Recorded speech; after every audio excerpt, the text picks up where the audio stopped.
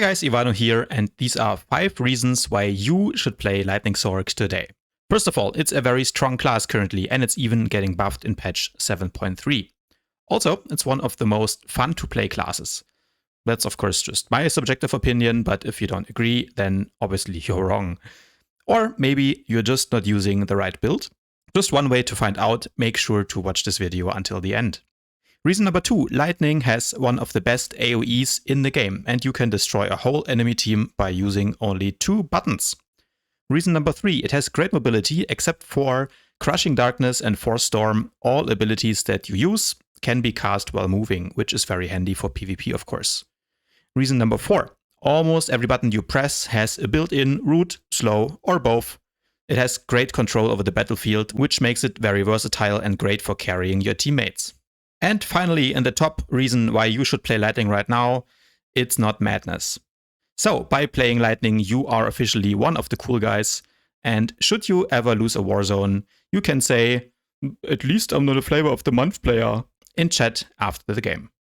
On the side of weaknesses, its burst is actually quite good if you have all cooldowns up, but apart from those windows, it's pretty meh. Overall, the single target damage is not the best either, but it's getting a little buff in patch 7.3. So if you're watching this video afterwards, maybe the damage will be quite okay. And then again, with the build that we're talking about today, you will not be running phase walk. So the lack of phase walk in this build means that we are trading a bit of survivability for massive AoE damage. So you kind of need to be good at kiting and positioning to really maximize the class. Taking a look at the key abilities. Thundering Blast would be the main one. This is usually your best single target DPS per activation. It will auto crit with Affliction on the target, and it's internal damage, so it will even do good damage versus tanks. Make sure that you don't get interrupted or stunned, and get this ability off by CCing your target before kiting away, for example using Force Speed and then Thundering Blast. Next up, we have Lightning Storm. Lightning Storm is a proc that gives you an instant cast Chain Lightning, which is very important. You want to proc Lightning Storm before the fight by using Force Storm. And then during the fight, this passive makes it so that every time you Thundering Blast, you will get this instant Chain Lightning proc. So that's important to know. Next up, we have Chain Lightning, which does great AoE damage. It also gives you a short root and a baked-in AoE slow, and it makes it so that you can hit your Force Storms easier because, again, your targets will be slowed. You never want to hardcast Chain Lightning, only use it when you have the proc Lightning Storm to make it instant. Finally, we have Polarity Shift. Polarity Shift is currently probably the most overpowered offensive cooldown in the game. Initially, Polarity Shift gives you Alacrity and immunity to interrupts, which is already strong, but with the build and legendaries that we're going to be running, it also gives you 20% extra damage and movement speed.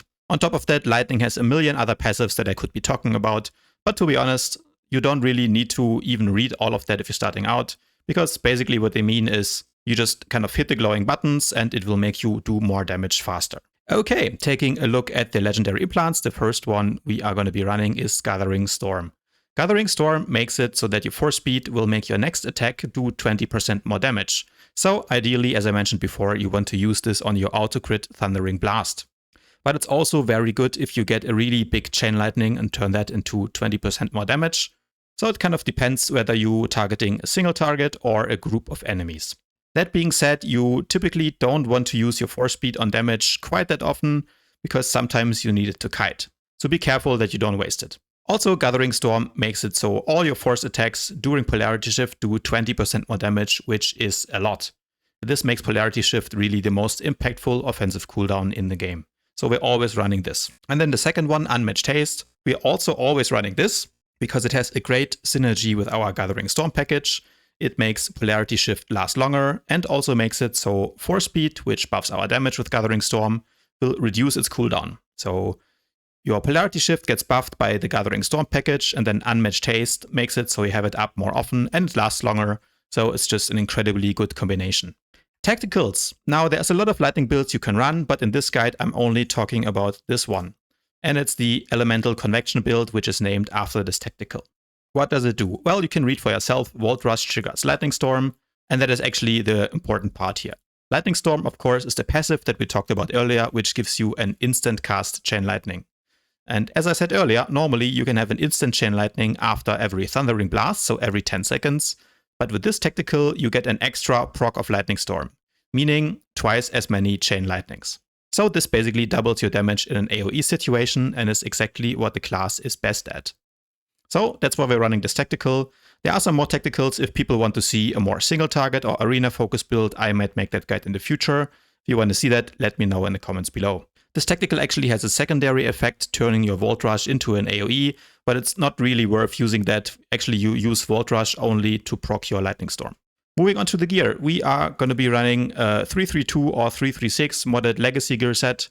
Get your mods from Hide and Seek. I have another video where I explain how you can farm the gear in less than a day and how it exactly works, what kind of augments you need. The only thing I would mention is that you run the Thiritian relics, so the relics from PvP are better than the PvE ones, so make sure you get those, as well as the earpiece if you need it from the PvP vendor. This is what I'm running, so copy that and you're going to be good to go. When it comes to the stats, Lightning is a little bit of a special case, because Lightning is the only class that gets a 5% Alacrity buff from its tree. In fact, that's the Focal Lightning passive, which you get at level 68. And it makes it so that by running 3209 or more Alacrity, you can reach a 1.3 second global cooldown, which of course makes you cast really fast. And at the same time, you still have enough points to reach 4000 crit, which is neat. Of course, on Lightning, you don't need any accuracy at all, since all your damage is force, so yellow damage, and you're never gonna miss.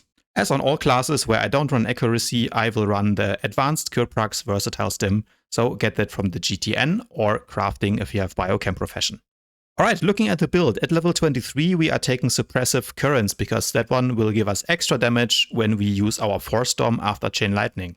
Extra AoE is of course great. Level 39, here we have some options. You can run Off Balance, which gives you a 2-second root on your Thundering Blast, but Thunder and Lightning is 10% more damage on Chain Lightning. So it depends a little bit what you want to do. Do you want to be an AoE monster and really maximize the damage? Then you go for Thunder and Lightning. Or are you being chased by a lot of melee players? Then the 2-second root on Thundering Blast is gonna make their life extremely difficult. At level 43, the passive damage reduction is of course nice, so we're taking that. Level 51, in my opinion, is absolutely mandatory. You want to move while casting Thundering Blast. This one is probably the biggest game changer, so go for that. At level 65, there's a couple of options as well. The one that I prefer is Surging Speed, because this one, we already mentioned it earlier, buffs your polarity shift to give you 100% movement speed. This makes it so you are literally the fastest class in the game and you can kite anyone. It also gives you a lower cooldown on your speed, which is of course great, makes your speed last longer. And of course, as we mentioned earlier, Force Speed reduces the cooldown of polarity shift every time you use it, because of your legendary implant. So this is another great synergy with your implants. Oh, and by the way, it also gives you 30-second lower cooldown on your Force Barrier, your biggest defensive cooldown. So it's just incredibly good. Maybe if you're playing arenas, you could argue that Unnatural Vigor for the 15% damage reduction might be better, or Backlash if you're facing a team of 3 to 4 melees. But for most general Warzone play, I would recommend you run Surging Speed. Level 68. Now this is what defines the build. We are running Volt Rush. Without it, we cannot use our tactical at all. This sucks because we don't have Phase Walk, but the extra AoE damage makes more than up for it. At level 73, Immersion is mandatory because it makes your Force Speed break roots and gives you immunity against them for its duration.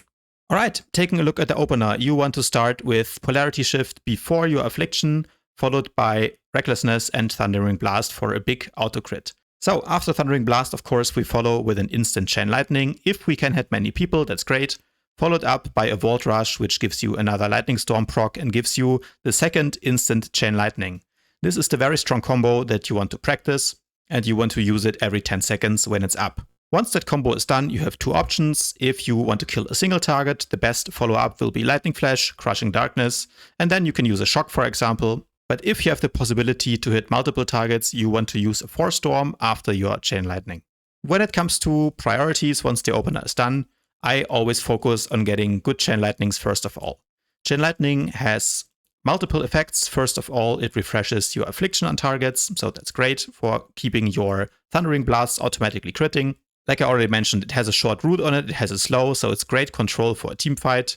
But most importantly, it does a lot of damage. So when I say Chain Lightning has the highest priority, that does not mean that you always use it on cooldown, but that it is the most important skill to kind of look out for, right? So sometimes you can save your instant Chain Lightning proc for a couple of seconds if you think that maybe in 2 global cooldowns from now, you will have a better opportunity to hit more people with it. This is what I mean when I say that it's the highest priority, but you don't necessarily always want to use it on cooldown. Second priority for doing AoE damage is Force Storm. Typically, when you have more than 3 targets, it's good to just stand there and spam Force Storm. It will do a lot of damage, so do some AoE that way. Next up, of course, it's important to keep your Thundering Blast on cooldown as often as you can. I already mentioned this is an auto crit and your highest damaging ability on a single target, so make sure you use it ideally every 10 seconds. Next, you want to use Volt Rush to proc your instant Chain Lightning. Just for note on Volt Rush, really the only use that it has is for proccing Chain Lightning. It's really not worth it for the damage part of it. Next priority is Lightning Flash. This will give you faster cast time on your Crushing Darkness, which is your next highest priority, followed by Shock. Important note on Shock, only ever use it if you have Crushing Darkness on the target, because otherwise the damage is pretty low, and instead you can as well just use Lightning Bolt. Here's an example of the rotation. We are going to pop Polarity Shift, and then we're going Affliction, Thundering Blast, with 4-speed Recklessness, Chain Lightning. Volt Rush refreshes our Chain Lightning, another Chain Lightning, and then we spam the Force Storm. Or if it's a single target, instead we go Lightning Flash, Fast Crushing Darkness, Shock, and repeat. Alright, here's an example of the AoE rotation. So before the fight, get your instant Chain Lightning proc by using Force Storm, and then open Polarity Shift Affliction, Chain Lightning, Volt Rush, Chain Lightning, Force Storm. And afterwards you can use Thundering Blast if they're not dead, and you have another instant Chain Lightning. And this you can keep up almost indefinitely, so we're going to do the same thing here. Let's say we have the instant proc, we use Affliction, Chain Lightning, Volt Rush, Chain Lightning, Affliction on this guy, Thundering Blast, Lightning Flash, and we have another Chain Lightning. And just kill them one by one. Alright, taking a look at the defensive cooldowns. Of course, you have your static barrier. Make sure you always have this up before the fight. And then during the fight, when you need to run away and kite, this is a great little absorb shield to use. Then you have your heals. Resurgence is a little hot that you can use as well while moving. So it's very great, has a low cooldown. Unnatural Preservation is a pretty decent heal. Again, this is even off global cooldown, so you can use it in between casting abilities. Dark Heal has a nice buff. It is now instant once you use Thundering Blast. And I think it stacks up 2 times, and the heal is actually decent. So this was buffed in one of the recent patches. So make sure to use the buffed Dark Heal when you need it. Cloud Mind is your main damage reduction cooldown. So use this when you expect incoming burst damage. It has a very low cooldown of only 45 seconds, so no reason not to use it early. Warzone Adrenal is of course a consumable item that all the classes share. It will give you 15% reduced damage for 15 seconds. So a great tool you can use, but has a rather lengthy cooldown, so don't waste it. Warzone Medpack is another consumable that all the classes share. It will heal you for 35% of your HP, but keep in mind that you can use this only once per fight. And finally, Force Barrier is your biggest defensive cooldown. It will make you immune, but also unable to cast. However, it has a rather lengthy cooldown of 2.5 minutes with the talent in Surging Speed, so make sure to use this last. Another useful thing to know about Force Barrier is that it will reset the cooldown of your Force Speed. So you can Force Speed, and should you get stunned and have to Barrier, be aware that afterwards your Force Speed will be off cooldown. So a combination that you can do on Lightning is Force Speed, and then if you have to Barrier, use that. Afterwards, throw a Cyber-Tech Grenade to CC everyone, and then use your Force Speed, which will have its cooldown reset, to kite away. Some tips and tricks. You use Polarity Shift before Affliction because it will make your Affliction tick faster for the whole time that it's up, which means it will do more DPS.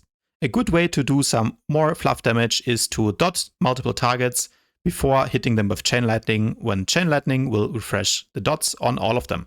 Keep in mind that using Force Speed will give you 2 instantly usable Lightning Bolts, which is great for kiting.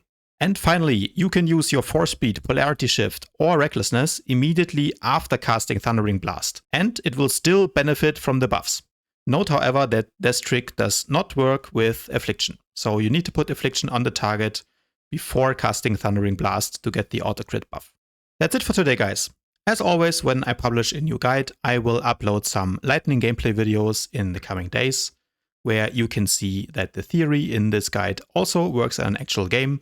So to make sure that you don't miss that, don't forget to subscribe to my channel, leave a like on the video if you enjoyed it, and I'll see you guys tomorrow.